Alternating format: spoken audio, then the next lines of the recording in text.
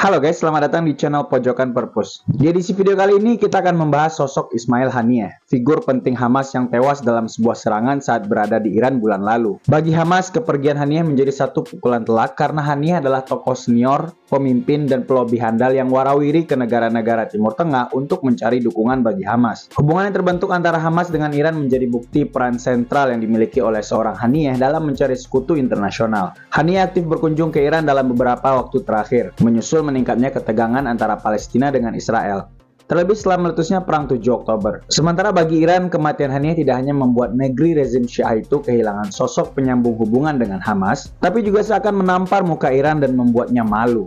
Iran tidak sanggup melindungi tamu sepenting Haniyeh dari operasi Israel. Peristiwa kematian Haniyeh ini menunjukkan betapa rentannya pertahanan Iran terhadap serangan-serangan musuh. Serangan bagi Israel, tewasnya Haniyeh menjadi salah satu prestasi militer terbesar mereka. Mengingat Israel sudah mengincar nyawa Haniyeh sejak lama, namun ia selalu berhasil lolos. Barulah pada operasi intelijen di Iran itu, Israel berhasil menuntaskan misinya untuk menghabisi Haniyeh. Haniyeh berasal dari Ashkelon, wilayah yang saat ini sudah menjadi teritori Israel. Orang tua Haniyeh terusir dari Ashkelon ketika Israel mengambil alih tempat itu. Lalu mereka pun tinggal di kamp pengungsi Al-Shati.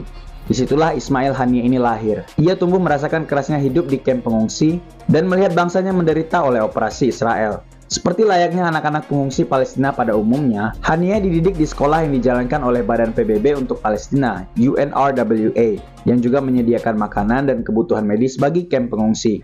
Haniyeh adalah sosok yang cerdas. Ia melanjutkan pendidikan sampai ke jenjang perguruan tinggi. Di tahun 1981, Haniyeh belajar di Universitas Islam Gaza dengan jurusan studi bahasa Arab. Di kampus inilah Haniyeh mulai aktif berpolitik.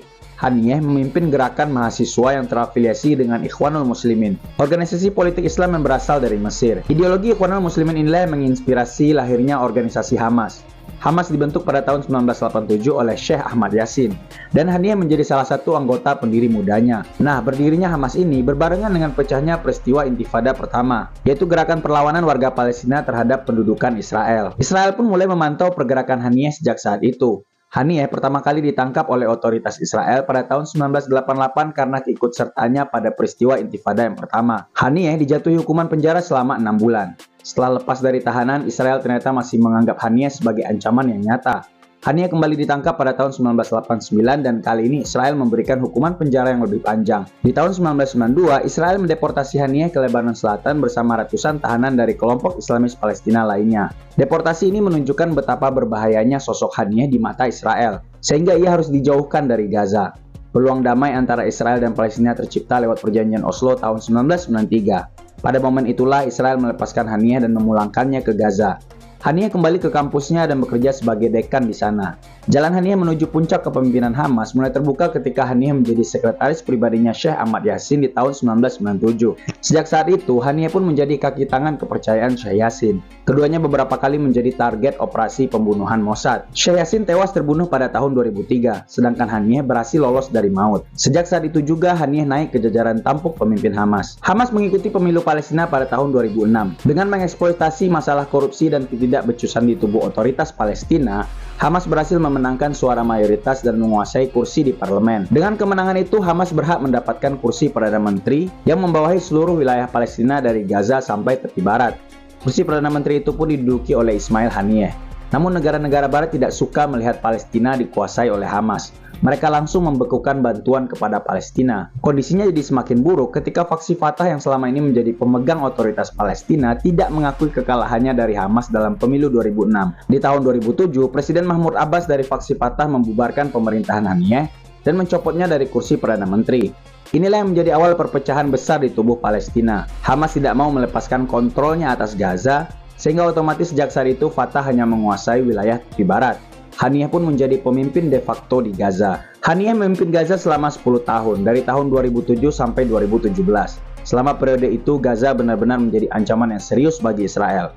Hubungan Gaza dengan Israel diwarnai dengan penuh kekerasan. Ini terjadi karena Hamas memiliki pendekatan yang berbeda dengan Fatah dalam menyikapi Israel. Hamas tidak mengakui Israel sebagai negara dan lebih condong memilih opsi perang. Di periode kepemimpinan Haniyeh, konflik Gaza-Israel berlangsung selama 3 kali. yaitu di tahun 2008, 2012, dan 2014. Gempuran Israel ke jalur Gaza mendorong upaya rekonsiliasi antara Hamas dan Fatah kembali mencuat. Di tahun 2014, Hamas bersedia melepaskan jabatan pemerintahan yang mereka pertahankan secara sepihak demi rekonsiliasi dengan Fatah. Begitu juga dengan Haniyeh. Sejak dicopot dari jabatan Perdana Menteri oleh Presiden Mahmud Abbas di tahun 2007 itu, Haniyeh sebenarnya tetap melanjutkan jabatannya sebagai Perdana Menteri secara sepihak di jalur Gaza. Demi dapat bersatu kembali dengan Fatah, Haniyeh merelakan jabatan Perdana Menteri itu. Ini yang membuat Haniyeh disebut-sebut sebagai tokoh yang sangat pragmatis. Sekalipun rencana rekonsiliasi itu tak kunjung terrealisasi seperti yang diharapkan. Pencapaian terbesar Haniyeh selama memimpin Gaza adalah berhasil menukar 1.000 tahanan Palestina dengan seorang tentara Israel. Ya memang bukan prestasi di bidang pembangunan sih, karena situasinya tidak memungkinkan untuk itu. Tapi berhasil membebaskan 1.000 orang Palestina itu dapat dilihat sebagai prestasi dan bukti kepiawaian diplomasi Haniyeh. Salah satu dari tahanan yang dibebaskan itu adalah Yahya Sinwar, penerus Haniyeh. Di tahun 2017, Haniyeh kemudian menyerahkan tampuk kepemimpinan Gaza kepada Yahya Sinwar. Bersamaan dengan itu, Haniyeh ditunjuk menjadi Kepala Biro Politik Hamas yang merupakan jabatan struktural tertinggi dalam organisasi itu. Mengingat statusnya yang penting dan juga karena faktor keamanan pastinya, Haniyeh meninggalkan Gaza di tahun 2019. Ia tinggal di Qatar dan Turki secara bergantian. Haniyeh bisa diterima baik di Qatar dan Turki karena dua negara itu memang menjalin hubungan baik dengan Hamas. Sejak saat itu, Haniyeh lebih fokus dengan aktivitas Hamas di skala global. Haniyeh mewakili Hamas dalam mencari dukungan dan memperluas aliansi. Selain Qatar dan Turki, Haniyeh juga menjalin hubungan baik dengan pemimpin spiritual Iran, Ayatollah Khamenei, Presiden Suriah Bashar al-Assad, dan petinggi Taliban Afghanistan Abdul Ghani Baradar. Selama Haniyeh menjabat sebagai Kepala Biro Politik, Haniyeh lebih condong membawa Hamas mendekat ke Iran. Haniyeh meningkatkan kunjungannya ke Iran dalam beberapa tahun terakhir, utamanya untuk menghadiri beberapa seremoni penting.